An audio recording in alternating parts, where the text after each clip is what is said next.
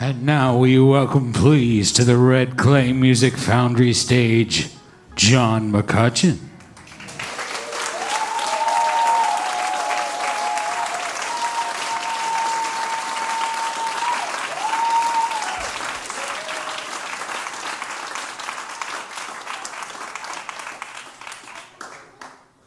Thank you, Don Pardo.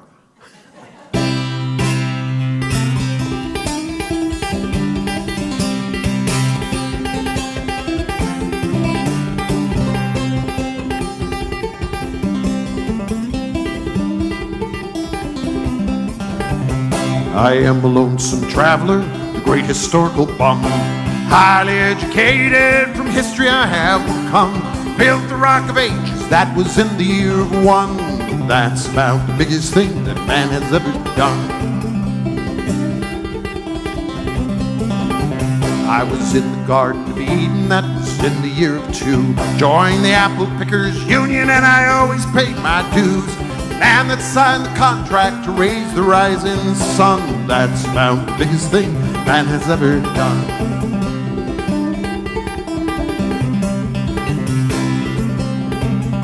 This is a birthday party. Woody Guthrie would have turned 104 years old today. Not today, on the 14th, excuse me. So that means we all have to sing something to help celebrate his birthday. And I have chosen a song which has a conveniently repeating final line of each verse. That's about the biggest thing that man has ever done. Try it. That's about the biggest thing that man has ever. And that was terrible.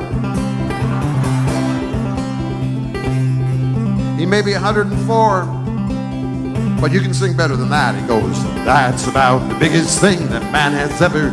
I am a straw boss on the pyramids, the Tower of Babel too. I opened up the ocean, let the migrant children through. 40 million battles, and I never lost a one.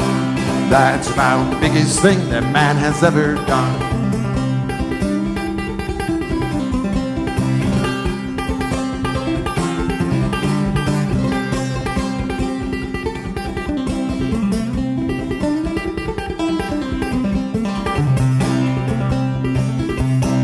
50 years ago next month, I got the greatest birthday present I have ever received in my life.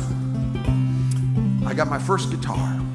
It arrived in a cardboard box right to our house from Mr. Sears and Mr. Roebuck, who used to deliver stuff to people's houses. All the hell, they used to deliver houses. You ever see a Sears and Roebuck's kit house? It's amazing. It was a Sears and Roebuck silver tone guitar. I want to see the hands of everybody here who ever owned a silver tone guitar. It's amazing, isn't it? Even a crowd this size, 5 or 6 people. Mine was red. And I don't mean sunburst. I don't mean reddish. It was red. And inside the sound hole, there was a little sticker I've never seen on any other musical instrument. It said, genuine American plywood. From the great old growth plywood forests of the Pacific Northwest. And all up and down the neck, it was very indelicately inlaid with big white blocks of swirly crap. My best friend dubbed it Mother of Toilet Seat. But I thought it was the most beautiful thing I'd ever laid eyes on. But I also knew that neither I nor my family had the resources to secure instruction in said silver tone. No, I was on my own. So I did on that day what I have done my entire life, what many of us have done our entire lives when we need information and we have no money. I hopped on my fat tire Schwinn and I pedaled my way down to the most fabulous building in our hometown, the Marathon County Public Library. And I went to the card catalog. And it's really nice to play for an audience for whom I know I do not have to explain what a card catalog is. But you know, the card catalog is not the thing from the modern library I missed the most. No, the thing I missed the most from the modern library was that little envelope that was glued to the inside of the back cover. You know what I'm talking about? You old folks. The one that had the index card with all the names on it. It was like a little literary travelogue of where that book had lived for a fortnight at a time. But there are some young people here, so I think I should explain the card catalog. The card catalog for people of my vintage was kind of like our analog Google. You could find anything in the library using one of 3 search methods: author, title, subject. And because I was looking for guitar instruction, I went to the G's, and there was one card for guitar, and it said C folk music. So I went to the F's, same drawer. And there was one card, which I thought kind of begged the question of why they referred you. But thanks to Mr. Dewey and his decimal system, I was led to a far corner of the library where I found a book that changed everything. A book that is the reason that we are here tonight. It was a black and white, tattered paperback book entitled Woody Guthrie Folk Songs. Now, at age 14, I had no idea in the world who Woody Guthrie was. Now, of course, I'd sung his songs in school. Every American kid has grown up singing Woody Guthrie songs in school, but they never tell you who writes the songs you sing in school, right? And because this book was arranged alphabetically, it was not until I had sung my way 3/4 of the way through this book and I got to the T's that I discovered that this was the guy who wrote This Land Is Your Land. But this song, tucked among the B's in the front of the book, was one of the very first songs I ever learned to play on that little plywood guitar. I was in the Revolution when we set this country free. Me and a couple of Indians, we dumped the Boston Tea. Won the Battle of Valley Forge and the Battle of Bull Run. That's about the biggest thing that man has ever done.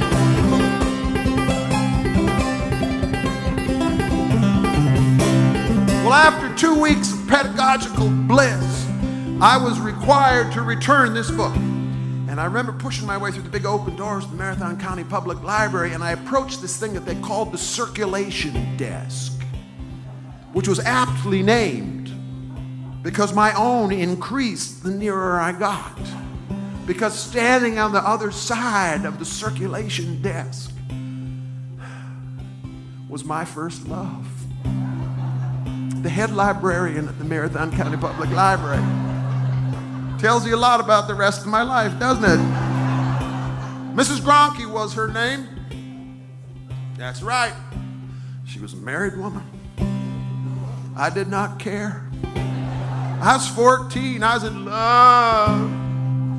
I remember she had the prettiest face, which was crowned with a perfect black bun, standard issue in library science school. And suspended around her neck on a chain of precious jewels hung a pair of fabulous eyeglasses that swooped out at either end and lay there seductively in what my grandmother called her bosom. And you never needed a calendar around Mrs. Gronke. No, you could always tell what the nearest holiday was by the sweater that she sported. And her wardrobe was perfectly complemented by what I've always described as librarian shoes. You see them frequently around the streets of Decatur. That perfect amalgam of high heels and hiking boots. And I pushed that copy of Woody Guthrie Folk Songs across the worn top of the circulation desk, and I looked up at her, and she looked down at me, and she said, "May I help you?" And I said, "Mrs. Gronke?" Because I was 14, and I was at that attractive yodeling stage of adolescence. I said, Mrs. Gronke, I would like to renew this book. And she said, "Wonderful, come back tomorrow." I said, "Tomorrow?" She said, "Yes, it takes us 24 hours to process it through our system." I said, "What system are you talking about? I can touch all 4 walls of our library without moving my feet. I'm here, you're here, the book is here, your little rubber stamp is here. Let's just get this done." She said, "John, we are the library. We have procedures. Come back tomorrow." I showed up the following day as she was unlocking the front door. I went inside, I checked that book out, took it home. 2 weeks later, I brought it back. 24 hours later, I checked it out again. Took it home. 2 weeks later, I brought it back. 24 hours later, I showed up. And it wasn't there. Exactly. I stormed up to the circulation desk and I beat upon the top and I said, "Where's my book?" And she said, "Oh, it's your book, is it?" I said, "You know what I mean." She said, "Well, isn't it back there on the stacks?" I said, "No." She said, "No, John, not everyone understands the decimal system as well as you do. Perhaps they put it back in." I said, "I've looked on every shelf in the library." She said, "Calm down. Give me a moment." She reached under the desk and she pulled out the system. It was a shoebox. And she fingered her way through the cards until she found the one that she was looking for, and she took it out and she said, "Oh, it appears someone else has checked it out." And I said, "Who?" And she said, "Oh, John, it will be years before we're forced to give out that kind of information. But if you come back in 2 weeks and 1 day, I will have the book waiting for you behind the desk here in reserve." I said, "What does that mean?" She said, "I will put your name on it and no one else but you will be allowed to check it out." And I said, "You would do that for me?" She said, "Of course I will." And all the way home I thought, she does love me. I was waiting for her the following morning, 15 days later, as she was about to unlock the door. And 5 minutes later, as I walked out with that book tucked under my arm, I made a vow that this would never happen again. I'm living with my freedom wife in this big land we built. Takes all of the 50 states for me to spread my quilt. Our kids are in the millions now, they run from sun to sun. That's about the biggest thing that man has ever done.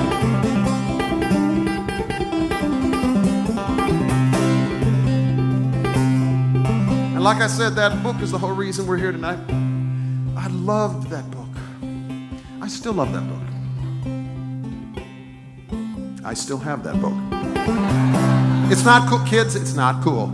It's not cool, but I was a desperate kid. And it might assuage you to know that today, the Marathon County Public Library has 2 copies of Woody Guthrie folk songs. Thanks to, as the book plates state, the generosity of an anonymous donor. And for the longest time, that would be the end of this seemingly endless tale. But a few years back, when my latest book came out, my publisher right here in Atlanta sent me on a book tour around the country, and one of the places I stopped was in my hometown at the behest of Yankees Bookstore, the longest continually operating bookstore in the state. And I guess because it was a hometown boy, a lot of people showed up, and I was signing and doing readings for hours. And I don't care who you are. You could be Carmen Agrediti. After that amount of time, you are not on top of your game like you ought to be. And it was about that time an anxious grandparent pushed 2 young boys forward and said, "Would you please sign one for Philip and one for Daniel?" So I'm talking to the boys, I'm signing their books, and the younger looks up at the grandparent and says, "Grandma, he didn't look anything like you said he would."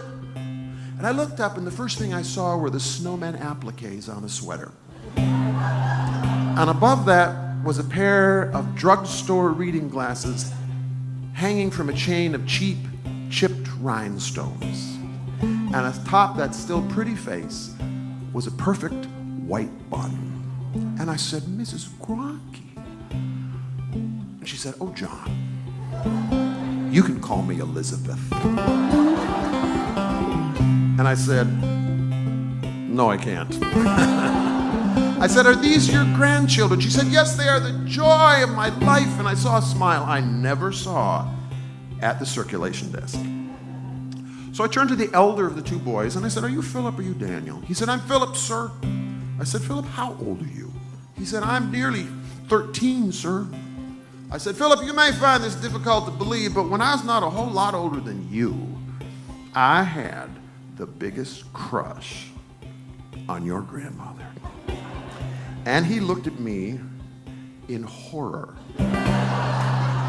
And then up at his grandmother, who simply said, "See? Well, I better quit my talking, 'cause I've told you all I know. Please remember, partner, wherever you may go, that the people are building a peaceful world, and when the victory's won, that'll be the biggest thing that man has ever done. Yes, the people are building a peaceful world, and when the victory's won, that'll be the biggest thing that man has ever done.